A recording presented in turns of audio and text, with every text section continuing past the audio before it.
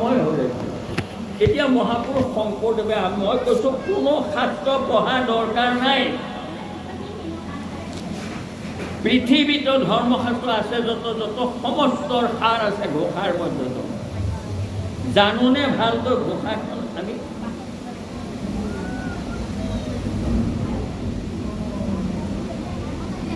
শ্ৰীমধু শোধন নে শ্ৰীমধু শোধন?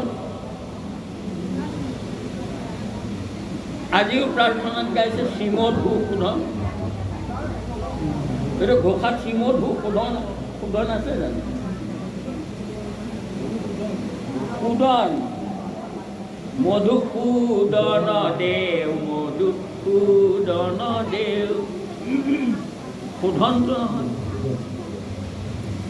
নহয়নে বাৰু? আৰু এটা কথা চাব, আমি ঘোষা গাবও নাজানো। ঘোষাৰ অৰ্থ কেনেবাকৈ আমাৰ পৰা লৰচৰ হয় বুলি ভাবি আমি ঘোষাৰ লালিত্যটো তাৰমানে বাদ দি দিছোঁ। শ্ৰীমন্ত শংকৰ হৰি ভকতৰ, এইবোৰ তাৰমানে স্বৰান্ত শব্দ। শ্ৰীমন্ত তাৰপিছত শংকৰ অউচাৰণ হ'ব স্বৰান্ত। শ্ৰীমন্ত শংকৰ হৰি ভকতৰ জানা যেন যেন কল্পটোৰ গাই কি অৰ্থ যায়?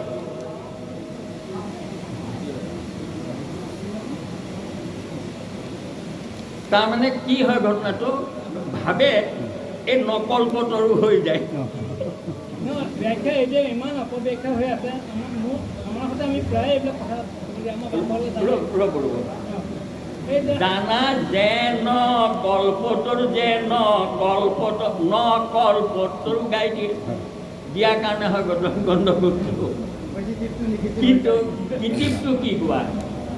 শ্ৰীমন্ত শংকৰ হৰি ভকতৰ জানা যেন কল্পতৰ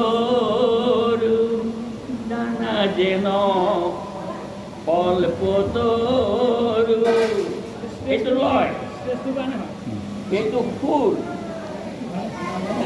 জানা যেন কল্পতৰ শুনি কেনেকুৱা লাগে হয় নহয়?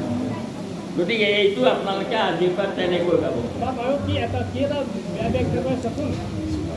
দয়াময় কৃষ্ণ যদি কোনোবাই গায় নহয়, দয়াময় কৃষ্ণ বুলি গাই দিয়ে, গাব নালাগে।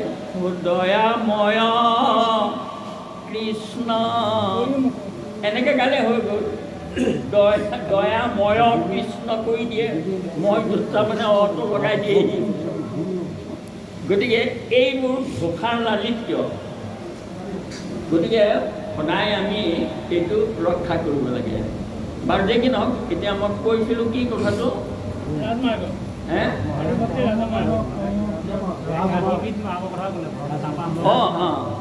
তাৰমানে মাৰ্গ তিনিটা দাপৰলৈকে, তাৰমানে মাৰ্গ তিনিটা, কিন্তু তাৰমানে ধৰ্মবোৰ দুজা, দাপৰ যুগলৈকে দুজা। কলি যুগত ধ্যান মাৰ্গ বা জ্ঞান মাৰ্গ বুলি কয়। সত্য যুগত ধ্যান কৰে, সাপ চাৰিটা, সেইটো মাৰ্গ। তাৰমানে চাৰিটা শ্ৰেণী পঢ়িব লাগে, পঢ়িলে তাৰমানে ডিগ্ৰীটো পায়। যেনেকৈ আমাৰ কলেজৰ ল'ৰাবোৰে 4 বছৰ পঢ়ে, first year, second year, third year, fourth year, 4 বছৰ পঢ়ে। 4 বছৰ পঢ়ি পেলাই যদি আৰ্টছৰ ল'ৰা হয় সি BA উপাধি পায়, কমাৰ্চৰ ল'ৰা হ'লে সি উপাধি পায় BCom, চাই চিতি পঢ়ে। ছায়েন্সৰ ল'ৰা হ'লে সি যদি পৰীক্ষাত পাছ কৰে উপাধি লিখিব সি PhD। তিনিটা মাৰ্গত তিনিটা উপাধি হয় নহয়? হয় কথাটো হয়। আমাৰ শিক্ষা বিভাগতো তিনিটা মাৰ্গই আছে, আৰ্টছ, কমাৰ্চ, ছায়েন্স, হয়নে? 4 শ্ৰেণী পঢ়িব লাগে প্ৰত্যেকটোতে, first year, second year, third year, fourth ইয়েৰত বি এ ফাইনেল দিলে, পাছ কৰিলে উপাধি পালে BA। BCom, BSc। অঁ, এটাই পালে BCom, এটা হ'ল BSc। এতিয়া কথা হ'ল এই ভক্তি আমাৰ যে তিনিটা মাৰ্গ আছে, কোনটো মাৰ্গত আমি নাম লগাইছোঁ এইটো খাটাং জানিব লাগে প্ৰত্যেকে। আমাৰ মাৰ্গৰ সন্ধান কোনে দিয়ে? হৰি ভক্তি ৰাজ মাৰ্গে গুৰু পদ নখ চন্দ্ৰ প্ৰকাশিত। আমাৰ মাৰ্গটো কি? হৰি ভক্তি, হয়নে? মাৰ্গই নহয়, কি মাৰ্গ? ৰাজমাৰ্গ। ৰাজমাৰ্গ মানে য'ত ৰাজ আদি লগাই দিছে তাত লাগি আছেগৈ, তাত পাই যামগৈ আমি, উঠি দিলেই হ'ল। সেইটো ৰাস্তাইদি ৰাজধানী কি? বৈকুণ্ঠ। জ্ঞান বিজ্ঞান তদং ৰহস্য প্ৰাপ্তি হৈ বৈকুণ্ঠলৈ গুচি যোৱা এইটো বাটেদি। স্খলন নাহিকে প্ৰদৰ্শিত। এইটো মাৰ্গত যদি নাম লগালে নৰকলৈ যাব নালাগে, অধোগতি যাব নালাগে, কিন্তু ইকেইটা মাৰ্গত নাম লগালে আকৌ ঘূৰাই নৰক পাবগৈ পায়। সাৱধান। ভক্তি মাৰ্গত যি নাম লগালে তেওঁ অধোগতি নাই, এইটো মই শপত খাই ক'ব পাৰোঁ ভাগৱত। আমাৰ ভকতৰ অধোগতি নহয়, কাৰণ স্খলন নহয়, কিন্তু আচল গতিটোও নহয়। কেলে? কাৰণ আমাৰ গতি ক'লৈ? ৰাজধানীলৈ। কিন্তু আমাৰ ঘটনাটো কি হয়? তাৰমানে আমাক এই ৰাজমাৰ্গ ভক্তি মাৰ্গত শৰণ দি পেলাই তুলি দিলে। এই যোৱাটো আমাৰ কাম নে নাই? শৰণদাতাজনে নি থাকিব ঠেলি ঠেলি।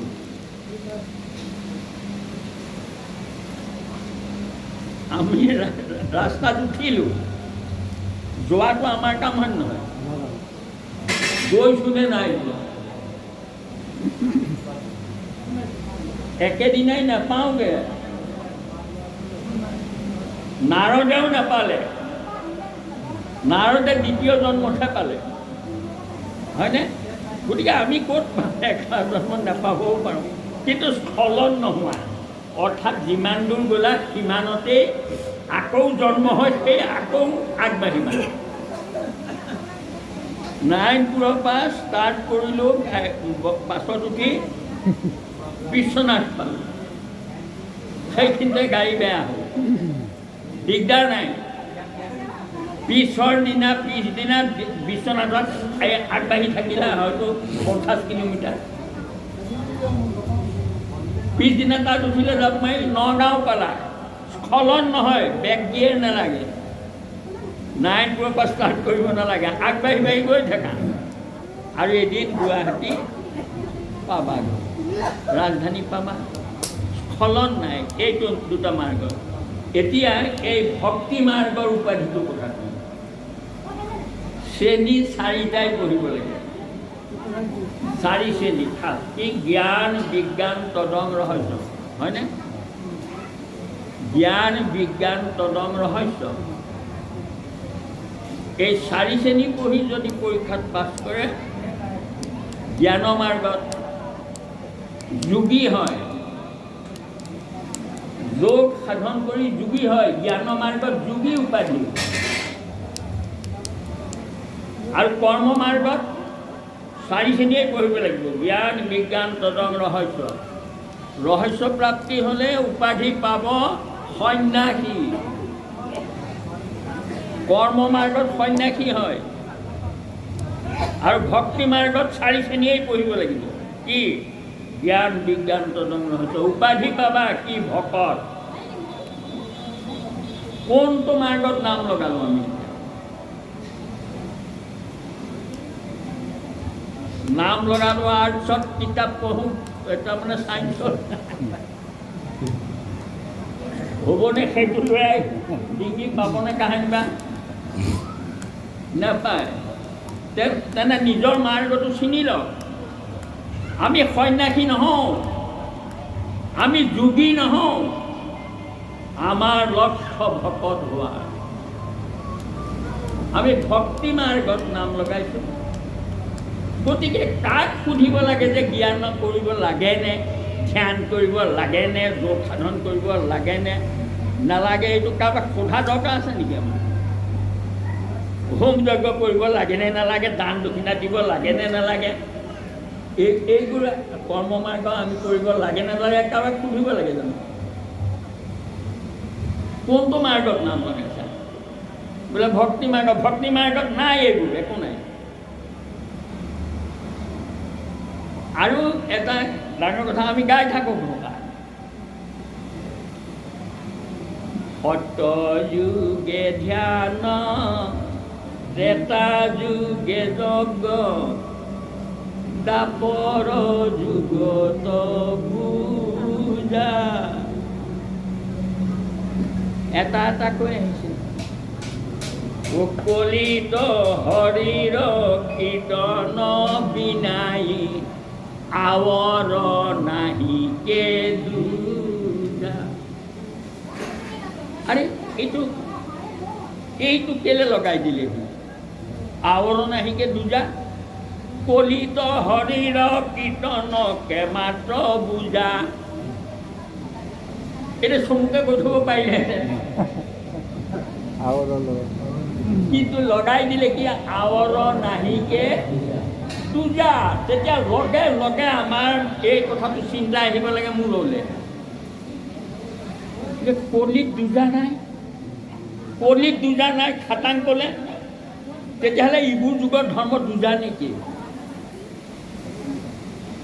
ইকিতাত যে কৈ আহিলে এটা এটা কয় সত্য যুগে ধ্যান, ত্ৰেতা যুগে যজ্ঞ, দাপৰ যুগত পূজা, কলিত দুজা নাই, তেতিয়া অৰ্থটো অট'মেটিক ওলাই নে নোলায়? বাকীকেইটা যুগত ধৰ্ম দুজা নিশ্চয়, হয়নে? দুজা, খাটাং দুজা। সত্য যুগে ঋষি খগে ধৰিয়া সমাধি, যাৰ যেন ফল পাৱে কৃষ্ণ কয় আৰাধি, তাহাতো কৃষ্ণৰ দশ নাম যদি লয়, সমাধিৰ ফল যোগীতে বেশে পাৱয়।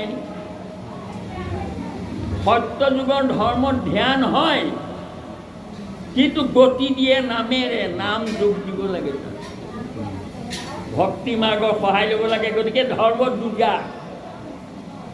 যুগ ধৰ্ম আছে আৰু ভক্তি মাৰ্গৰ নাম তুমি যোগ দিয়ে তাত। গতিকে ধৰ্ম দুজা হ'লনে নাই? যুগ ধৰ্ম আছে, লগত নাম আছে, দুজা। গতি দিবলৈ নাম ব্যৱহাৰ কৰে। অনিয়মে সংযমে চিত্ত সাৱধান কৰি, ত্ৰেতা যুগে নানাবিধ যজ্ঞে যজি হৰি, মাধৱৰ অৰ্থ গোটা নামক ওচৰে, তেৱেহে যজ্ঞৰ ফল পাৱে জানানৰে। ত্ৰেতাত ধৰ্ম দুজা হয় নহয়? আগে যজ্ঞ পিছে নাম, হয়নে? ও নানা তন্ত্ৰে মন্ত্ৰে পূজা কৰি দাপৰত, হৰি দা দশ নাম জপয় সতত। ধৰ্ম দুজা হয় নহয়? যুগ ধৰ্ম আছে, নামো আছে, কিন্তু কলিত হৰিৰ কীৰ্তন বিনাই আৱৰ নাহিকে দুজা। অট'মেটিক বুজিব লাগে। সত্য ত্ৰেতা দাপৰৰ ধৰ্ম দুজা, নামেহে গতি দিয়ে, কিন্তু কলিত সত্যত আগে ধ্যান হয়, আগে ধ্যান পিছে যজ্ঞ পিছে নাম, ত্ৰেতাত আগে যজ্ঞ পিছে নাম, দাপৰত আগে পূজা। তাৰমানে যুগ ধৰ্মটো পিছত নামটো লৈ যায়। গতিকে ধৰ্ম, কিন্তু কলি যুগত কি হ'ল? ও ধন্য ধন্য কলিৰ লোকৰ মহাভাগ। কি ভাগ্য? মহা, হয়নে? কি কাৰণে? ও সৰ্বধৰ্ম ঠেলি ৰাম নাম ভৈলা আগ।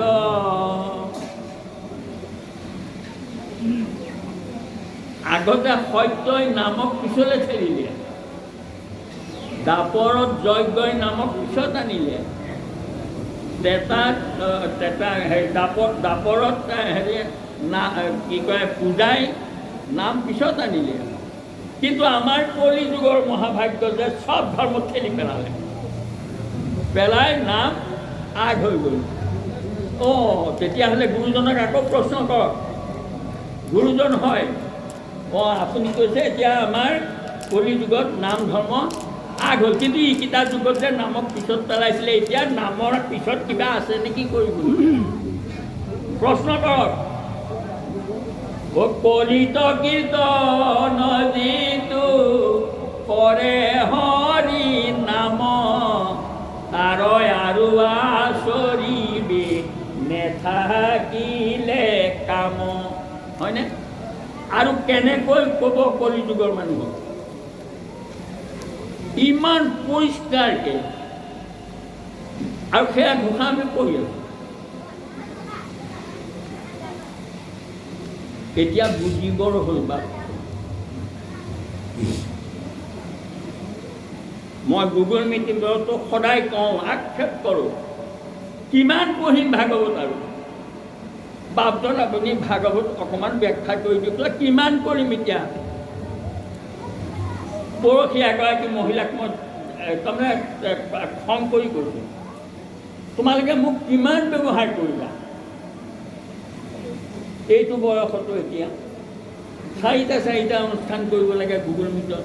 ইটোৱে পাৰ্টীয়ে কয় আমাৰ ইয়ালৈ আহক, সিটোৱে কয় আমাৰ ইয়ালৈ আহক, সিটোৱে কয় আমাৰ ইয়ালৈ আহক। এইটো তহঁতবোৰ একে ঠাইলৈ কেলৈ নাহক?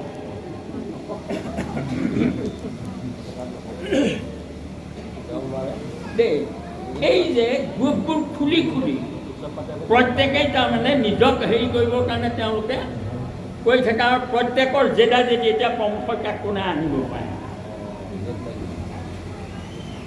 মই এতিয়া খেলাৰ পুতলাৰ দৰে হৈছোঁ, কাৰণ প্ৰমুখকে আহিলে তাৰমানে মানুহ চব আহে।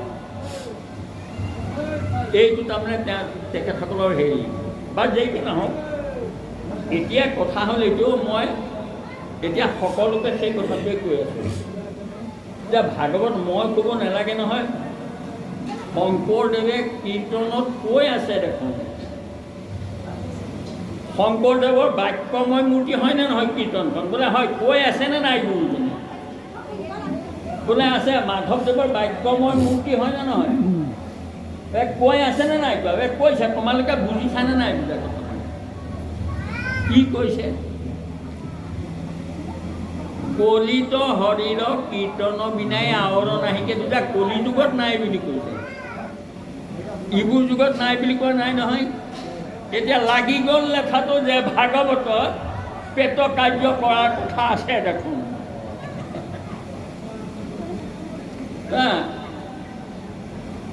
দেই, জগতৰ যে শ্ৰেষ্ঠতই পাইলি বাঞ্ছা সিদ্ধি, কৰি পিতৃৰ প্ৰেত কাৰ্য যেন বিধি ঈশ্বৰে কৰাইছে দেখোন। কৃষ্ণ অৱতাৰত কংস ভাইকেইটাক মাৰিলে, কংসক মাৰিলে, সিহঁতৰ মানুহবোৰ ইজনী আহি কান্দিলে। তাসম বাক কৃষ্ণে আছা কিয়া পঠাই ঘৰত কৰাইলা কংসৰ প্ৰেত কাৰ্য নিৰঞ্জন। হয়া দেখোন কৃষ্ণই কৰি গৈছে। এই মহাভুল, এই কথাবোৰ কোনেও চিন্তা নকৰে। কৃষ্ণ কোন যুগৰ,